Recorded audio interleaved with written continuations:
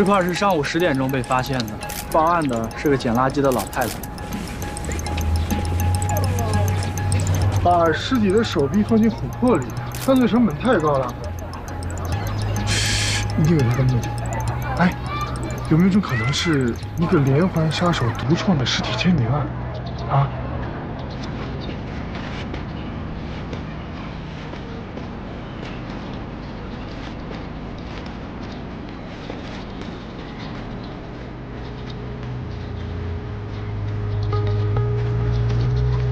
我同意。啊？我还以为你要说，没有证据，就不要太早下结论。谁说没有证据？我刚才看了一下，相同的脚印，一共有42个，而且不是呈直线分布的。那就是说，有个人在这个荒郊野岭的地方原地瞎溜达，很有可能就是那个埋尸的人。不对。 我从琥珀周围的土质上来看，至少他埋了1个多月了。但是，昨天刚下了一场暴雨，而且昨天下午4点多才停。这些脚印一定是昨天4点多留下的。所以我同意你刚才推测，这很有可能是一起连环杀人案。这些脚印是昨天过来埋新的石块的。哦，对了，这块石头是之前压在琥珀上的，被发现的时候就在琥珀旁边。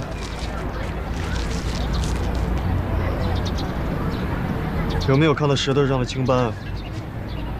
这不科学啊！哎，你看，埋尸体的地方离涨潮的江岸线至少有10米，可是涨潮最高的地方也只不过有7米。这个石头上怎么可能有长年累月的青苔呢？除非是有人故意放在这儿。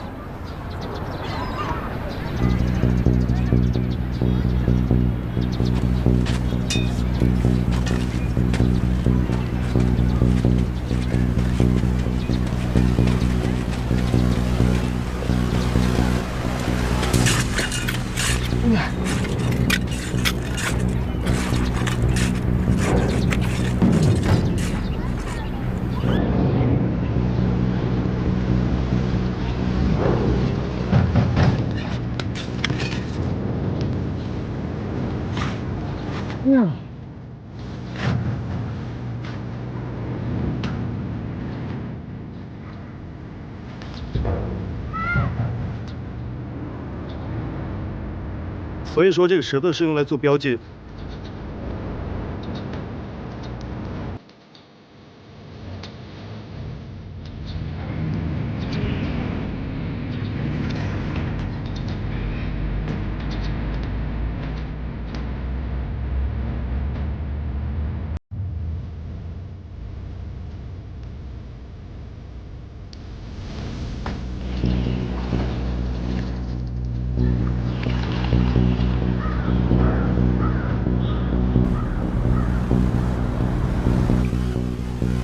这12只断手目测不是来自同一具尸体。先等等，高斌的验尸报告还没有出来。12个琥珀，光撬开就得需要一段时间呢。大家有没有想过一个问题啊？为什么会是用琥珀呢？有没有可能是一个标本？很多劫道残肢的人为了纪念自己的身体，将身体的一部分做成一个琥珀。我是听说很多喜欢狗的人在狗死后，将狗的身体做成了一个标本。 那为什么凶手要把喜爱的标本埋在荒山野岭呢？唯一能够提醒我们的是什么呢？我们将这个案件定为杀人分尸抛尸案，在一段时间之内，12个人被分尸，但是公安局连报案的记录都没有，这几乎是不可能的，除非。 这些尸块都不是从活人身上取下来的。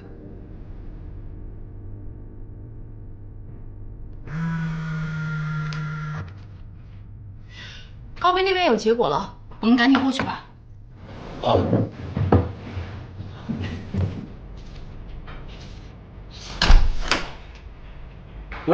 来正好，帮你们点外卖是不是？12个尸体啊，你还吃得下？现在就12个尸体了。这12只手明显不是来自同个人的呀。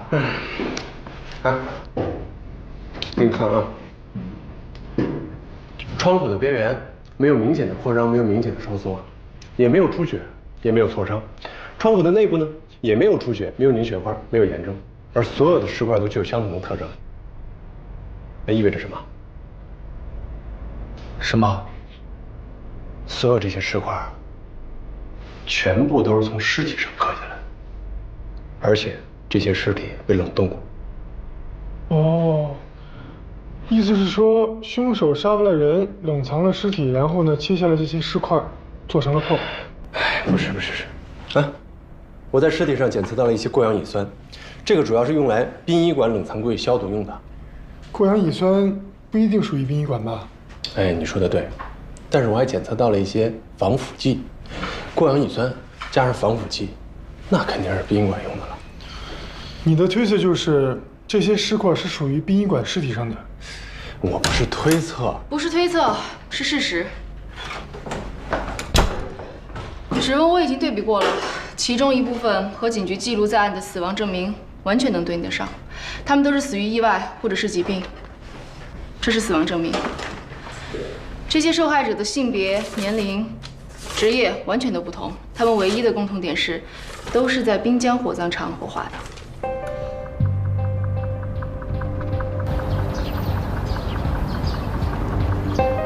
绝对不可能！咱们这儿火化前都是家属亲自确认完尸体，确认它是完整的，那才签的字儿。啊，你们看看，是不是？我们这儿走的都是正规流程。那签完字之后呢？签完字之后，这字儿都签完了，那当然是直接推到焚尸炉里去了。那再然后呢？再然后，那就是阎王爷的事儿了，你们得去问他，我可管不了。哎，我说警官，你们这不会是想再进炉子里查一查吧？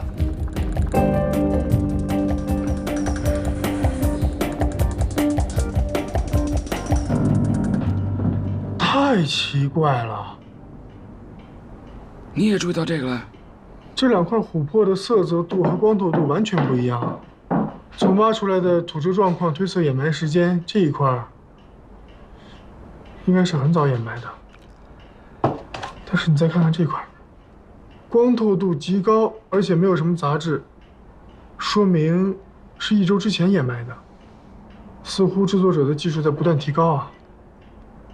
很精致，你看，就连这些人的指甲都是抛过光的，证明制作者在当艺术品做。后来这几块的琥珀掩埋时间相隔得越来越近了，甚至1个月掩埋6块，说明练习越来越频繁，技术越来越熟练了。琥珀的产地主要是在欧洲，而咱们中国呢，琥珀本来就少，能见到的都是从尼泊尔走私过来的，所以中国人做赝品的技术一直不达标，能做成这样的，真的很少见啊。你看，封装艺术节，这是1个月前公布的海报。你再看一看参与者名单，琥珀大师。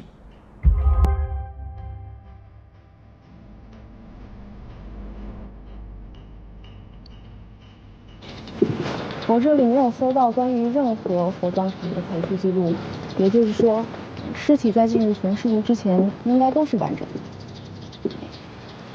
棺材很贵，火葬场不可能把棺材给烧掉啊。他们基本上进入一个房间之后呢，会把棺材先拆下来，尸体继续向前传送。我倒是觉得他们有时间把手剥下来。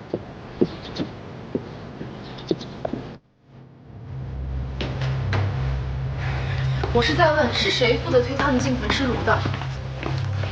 当然是我们这儿的临时工了，难道是我呀？临时工？哎，那你能告诉我是哪一个临时工吗？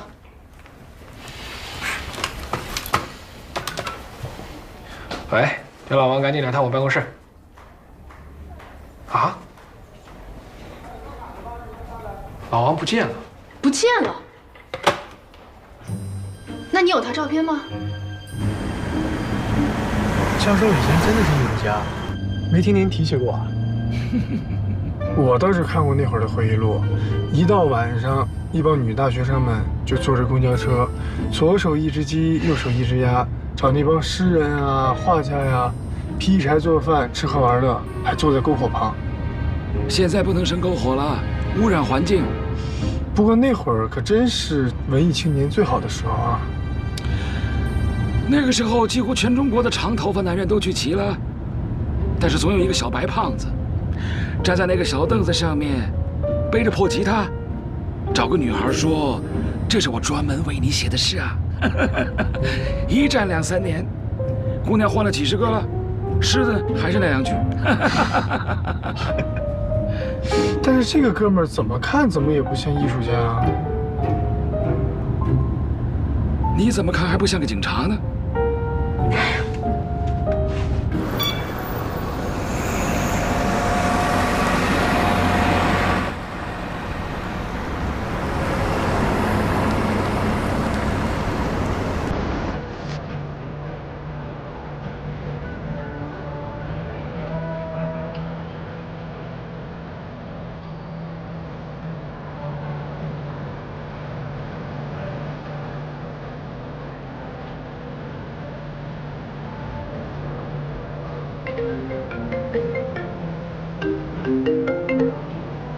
喂，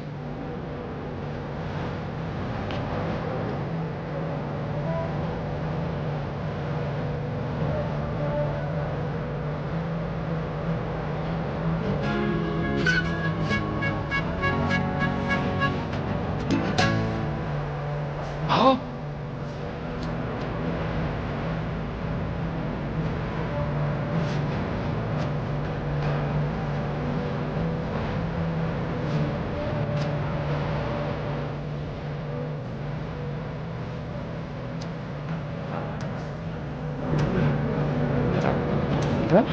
哎，梁教授呢？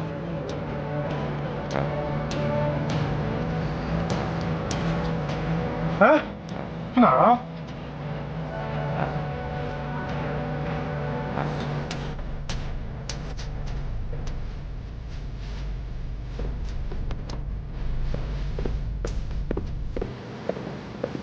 整个火葬场的人都不知道老王的真实姓名和他的家庭住址，看来他真的是早有预谋。把照片传到警局系统。哎，警察同志，看能不能找到相对应的。盗窃案，今天盗窃案呢？以你的能力，自己能解决吧？别，你们管不管呀？你们这要是再不管，这就要变命案了。丢尸体的死者家属说是要杀了我呀。尸体怎么可能会丢呢？这我也不知道，这好端端的尸体怎么就丢了呢？我做这行那么多年，从没发生过这种事儿。你有没有尸体照片啊？哎，您看，你最后一次看到这个尸体是什么时候？前天晚上拉来的，挺年轻一小伙子，据说得了心脏病。哎，对了，今天早上检查的时候，这尸体还在。这下午家属说要做告别仪式，这刚一打开冷柜，这尸体就没了。你是说，就是刚才我们在的时候，这个尸体才丢是吧？是啊，不只是尸体，我们的灵车都没了。这司机师傅说他把钥匙给了搬尸工，我刚才一打听，没人说拿到钥匙。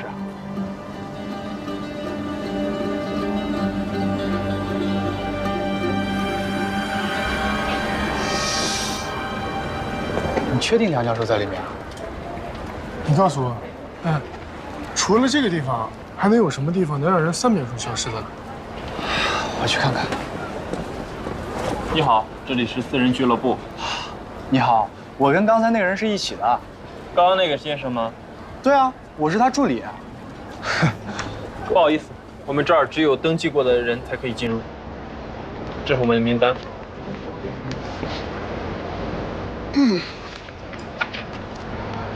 哎，名单上没有梁教授。哎，作为一个警察，稍微有一点观察能力的，都能进去。你行你上啊。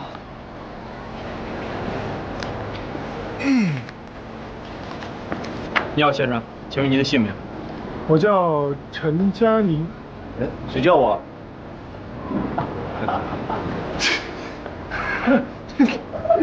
要打扰我们工作。我只是说他名字特别响亮，真的。请你走开。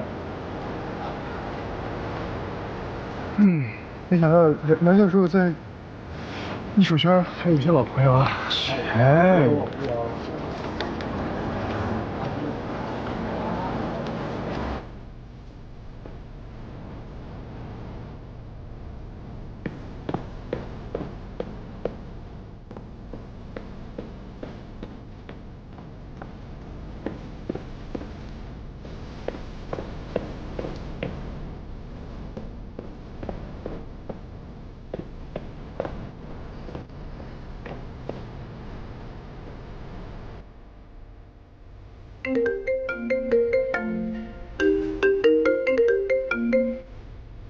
喂，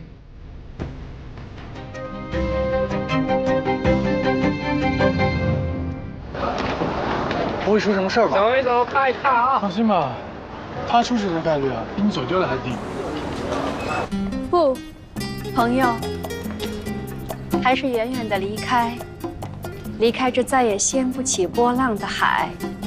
我噙着热泪劝你，去寻找灿烂的未来。20年前涂鸦之作，今生还能再听到，真是此生无憾了。有生之年，我还能见到这首诗的作者，我也算是此生无憾了。请，谢谢。原来老程身边有这么漂亮的美女一直在陪伴着，这么多年，我白为她担心喽。您呢？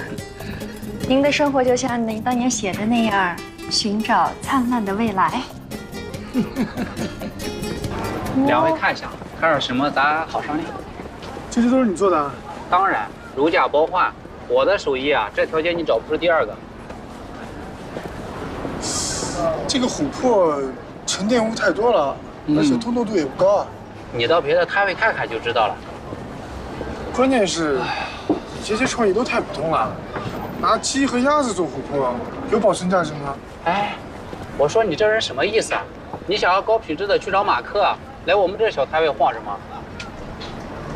马克是谁？他是这个世界最初的生物。他总在梦中低语，他呼喊，却发不出声。人山人海当中，除了死寂，别无他物。他发出了唯一的吼叫，那嘶鸣让人心碎。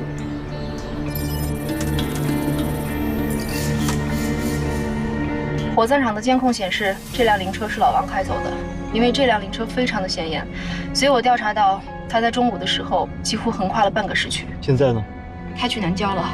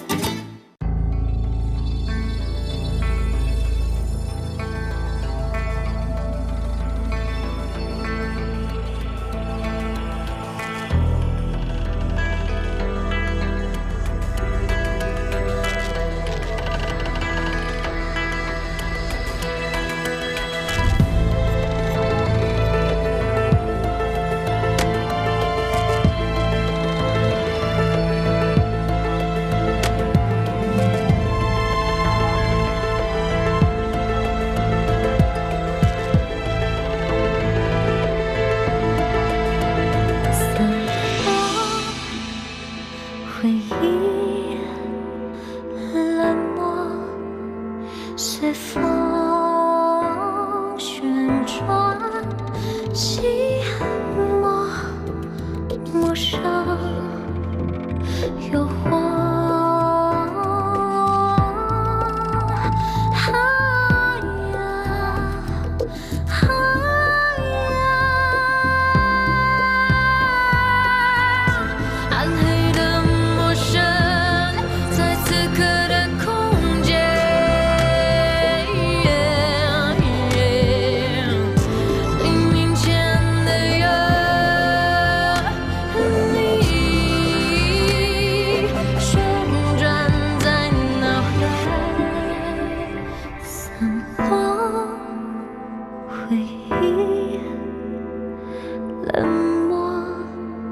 随风旋转，寂寞陌生